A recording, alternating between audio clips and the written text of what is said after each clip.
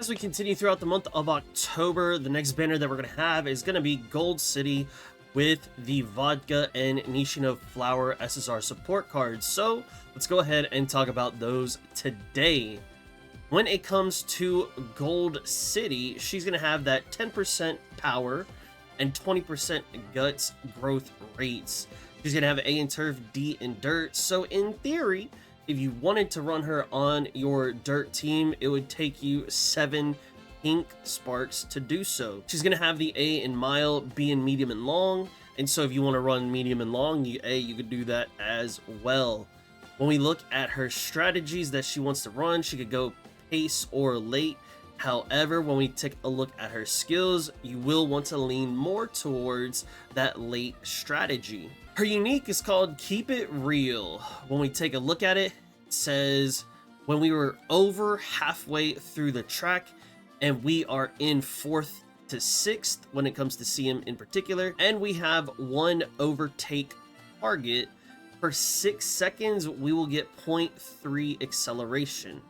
Now, the reason why this is a little bit awkward is that when it comes to acceleration, especially during the mid game, as you know, we would really prefer to have acceleration during the final leg and forward, because that allows us to get to our top speed, our target speed, much quicker when we are in that final spurt condition. Now, if we just take a look at the Tokyo racetrack that we'll be doing on for CM3, this is a 1600 meter course, and so if this is 777 right here, I'll just say like 800 is maybe around here in this area, give or take. The thing with that is that if it takes us 6 seconds to get all the way over here, one, we would need to have mid-game skills in order for us to go to a higher target speed. Then we, use and take advantage of that acceleration. We get to there, and then let's say that acceleration tapers off and it's no longer in use. Then we'll have potential carryover speed into the final leg, into that final spurt condition, assuming that you have the stamina to do so. And then that is the way that we'll be able to take advantage of that unique on Gold City. However, if you don't prioritize mid-game skills, if you don't really care to try to really min-max being, where can I use this, on what track am I able to use this, really my biggest issue with it is because it's at the halfway point of the track. The halfway point of the track is still, in theory, potentially going to be the middle leg. I don't really need the acceleration during the middle leg, and so a lot of the value from that really, in my opinion, falls off. If there are tracks that you are able to find, hey, maybe the 50% waypoint is actually going to be on closer towards the final leg, then yeah, by all means, make it work, make it count. However, having an F on short means that you're going to have 10 pink sparks for sprint, and then you're still going to have to hit your sprint pink on inspiration at least one time to then get the A aptitude, so it makes it even more difficult. And so when it comes to her unique and getting the most effectiveness out of it, to me, I don't really think it's that great of unique. I could be wrong. Let me know down in the comment section below if you disagree or if you agree. But it just doesn't feel like it's one of those things that it has the most effectiveness when it comes to this unique. Now, when we take a look at her other skills, she will have that Hanshin race course. She'll have Watchful Eye, and she will also have Slick Surge. Now, if you take a look at this, this is going to be when we're positioned towards the back, and this is going to be for late surger. So this kind of plays into that late surger strategy. When we take a look at her potential skills, she's going to have the Slipstream. The Keen Eye is going to be the gold version of Watchful Eye, and then on your left is going to be the juicy version of Slick Surge.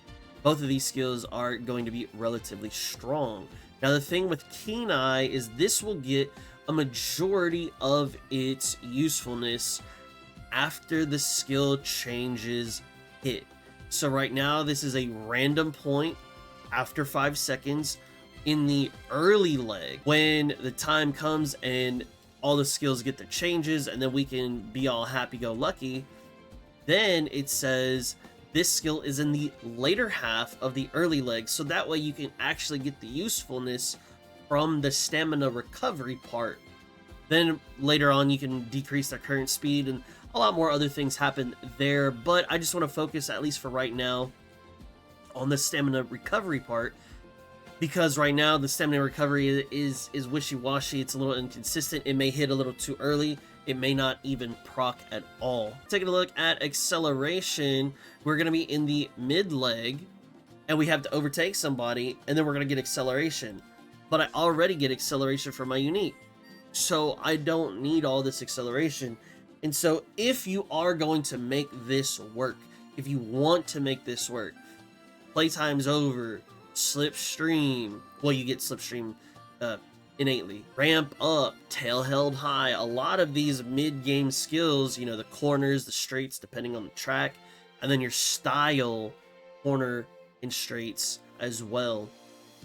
Those are going to help at least take advantage of all this acceleration that you're now getting during the mid leg.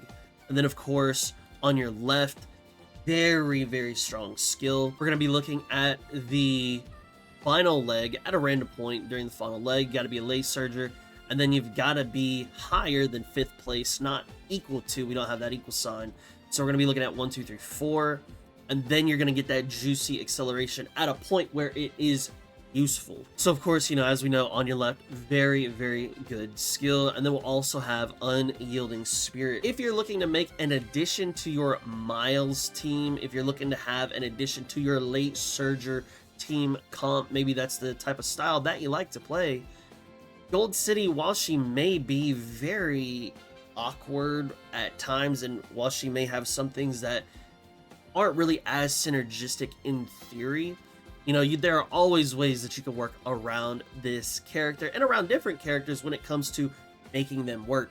Now, would I turn around and tell you, oh, that this is a must pull and you've got to get this character?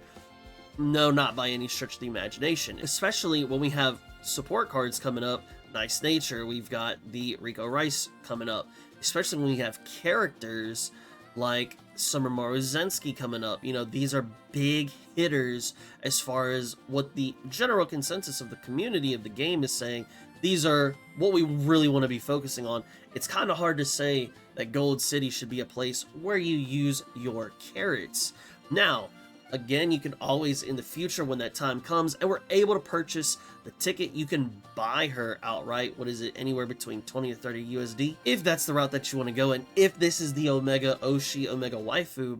But if you're just the, you know, low spender, you're the free-to-play person, this is not really going to be the character that you're going to be looking to pull on. Now, the SSR support cards that will be coming out with this banner are two cards that we have already in the game. Neither one of these are new, so if you're new to the game, this is an okay banner, I guess, to roll on.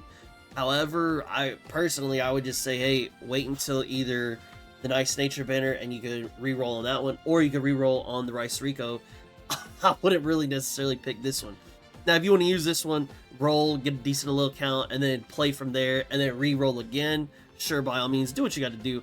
But when it comes to the Vodka card, we'll take a look at what she offers us. Right now, she'll have 50 specialty priority here, and she'll also have the extra 20 from her unique, so she'll have 70 at base, which is a very strong amount when it comes to specialty priority. The other thing that she offers to us is going to have that extra 10% friendship bonus training, so she'll be sitting at 35 off rip. So very, very solid, especially if you're going to be looking to use those power cards. Then yeah, by all means, she will be effective at potentially sticking on to the power node. Now, if you were to continue pulling as she goes forward, she's going to get one extra power bonus. So whenever she potentially, in theory, hits either speed or guts, she will be able to get you a little bit more power there. And then as she continues, we'll get those hint levels and hint frequencies as well. At MLB, you can see she's going to have that 85, 65 here, plus the 20 from the unique. Very strong, at the very least, when it comes to the specialty priority. Now, let's go ahead and take a look at her skills. We've got Tokyo Racecourse, Straightaway Recovery, Straightaway Adept, Homestretch Haste, the Mile Medium Straights, the Straightaway Excel, Slick Surge, and updrafters. Now Slick Surge is going to be the baby version of that on your left, which we know on your left, phenomenal skill. However, you know, a couple of these other skills may be a little more inconsistent. They may not be as powerful right now. As time goes on, these skills will get changed, obviously, and they will be more effective. But as these skills change, that means time progresses and we will get more cards. So that means, in theory, later down the road, we may have cards that we slide this one out of the way later down the road. Now, we will be getting the Bofa out of the gold skill for this card, and the thing with this one is right now it's just on a random straight. It could be super early and it could proc in the early leg and it not be as effective. It could also proc in the final leg and beyond on one of those straights and it just not even matter.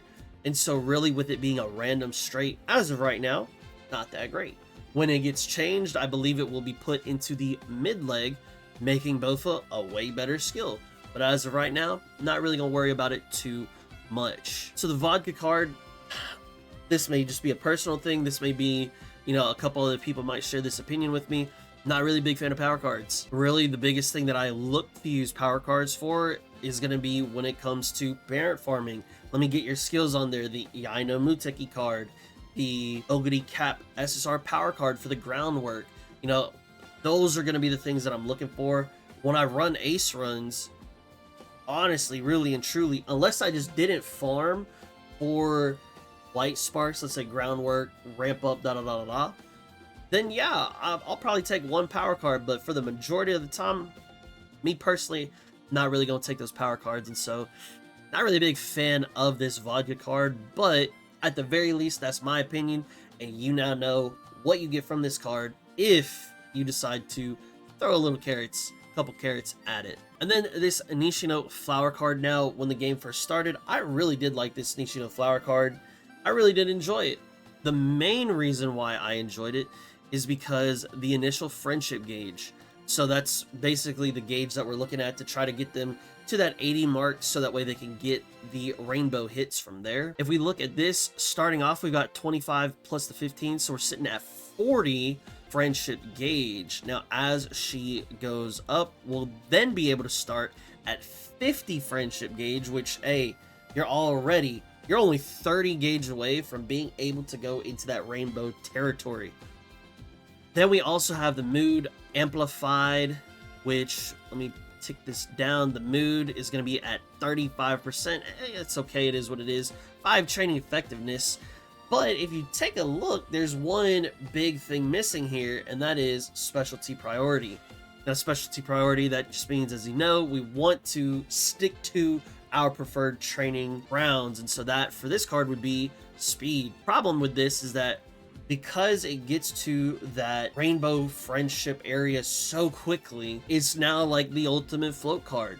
If you want to add on more RNG to your RNG heavy game, you could just look to say, hey, I'm gonna high roll this. I'll take the card, I'll high roll, and I'll high roll making sure it lands on speed, get it up early, and then really crank out those rainbow friendship speed trainings. Now that, as you know, is already a massive task at hand, especially when early on you still want to level up the friendship gauge of all your other support cards. And so this card, while on paper looks great, in practice, not the greatest. So if we'll take a look at the rest of her skills that she offers, she's got the Hanshin, the standard, and the firm. I do like the standard and the firm. And then we've got a style corner. Can never go wrong with the style corner here. And then for this, we've got the updrafters, which is going to be specifically for the mile. But the problem is that this is going to be in the back of the pack late race. This is pace chasers. Those two things are two separate things. She also will give us, for her gold skill, beeline burst, 0.9 seconds of getting 0.35 target speed. You're not, unless you have an immense amount of power or you hit an acceleration skill, you know, at the perfect timing, beeline burst, you're not going to get the full effectiveness of the 0.35 in 0.9 seconds. It's too small of a window for you to hit that. Now, when it comes to another thing that really made me enjoy the Nishino Flower card is that she also has a charming buff that you could, in theory, roll very early. So this plays a part into, imagine this. We start with 50. We're just going to put this at MLB. We start with 50 gauge. Maybe before we go to our debut race, we hit charming. And now we can get our other cards juiced up a little bit. And then she's at 50. Maybe she gets to 80. She's already hitting friendships. As the other cards potentially all stack together in an ideal world, obviously, on the speed. Then, in theory, you could turn around, be hitting the rainbow speed, while also leveling up the gauge of your other cards. And so that's why I said on paper, this card looked awesome. But they had to nerf it somehow, and that nerf was no specialty priority. And so it's a crazy float card. I could not recommend you to pull on this card, but if you do, for whatever reason, that's what you're going to get out of this card. That's going to be all that I got for this video. Thank y'all so much for watching. I really do appreciate it. If y'all enjoyed the video, be sure to like and subscribe for more Umamusume content. Also, if you're on mobile, please be sure to hit that hype button, as that will help out me and my channel very much. And while you're down there, please be sure to leave me a comment. Do you like Gold City? Are you going to be pulling for her? Do you think that her skill, her unique, is a little bit better than what I was projecting it to be, or are you kind of on the same feeling with me on that? Also, I do want to give a massive shout out to my community members. Thank y'all so much for supporting the channel. It means the world to me. Thank you so very much. Last but not least, be sure to share this with your friends, with your family, and with your friends' family, so that way we can all know what to expect with the Gold City character coming up very soon. And until the next video, I will catch y'all then. Y'all be safe, y'all be easy. Peace.